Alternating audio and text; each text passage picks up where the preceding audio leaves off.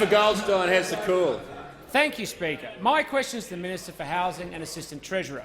Will the minister outline to the House how the Morrison government is ensuring multinationals, including digital platforms, are paying their fair share of tax in order to fund vital services and infrastructure everyday Australians deserve? The Minister for Housing and Assistant Treasurer. Well, thanks very much, Mr. Speaker. And can I particularly thank the member for Goldstein for his question? And can I say that the Morrison government is a government that absolutely believes in lower taxes,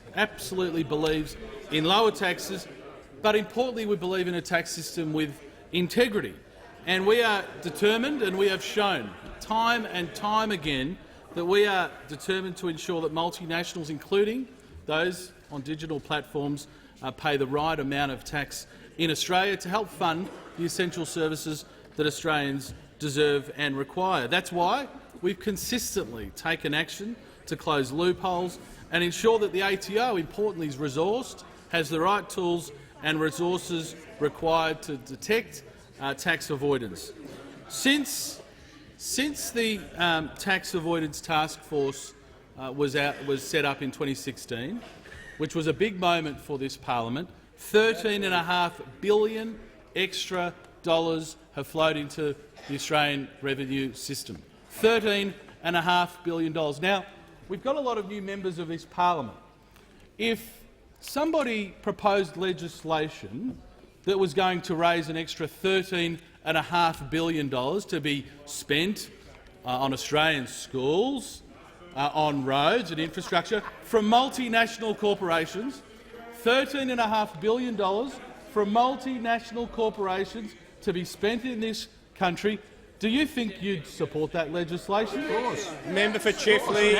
I think undoubtedly you support legislation that somebody said would raise $13.5 billion extra. Guess what? To all those new members of this House, the Labor Party voted against it. They did. And believe it or not, to get that legislation passed, we relied on the Greens. We did. The Greens. So the Greens showed more economic sense than the Labor Party in supporting our multinational anti-avoidance laws, which have raised $13.5 billion. But it gets worse. You'd think the Labor Party would learn their lesson. We proposed to ensure that foreign digital platforms that were selling low-value goods into Australia collected and paid GST, to level the playing field for Australian businesses that were competing against it.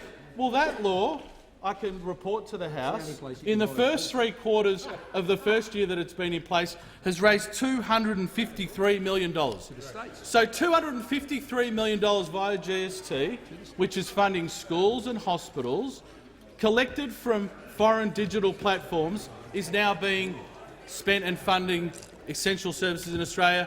And guess what? The Labor Party didn't support that either. Can you believe that the Labor Minister's Party— time has concluded.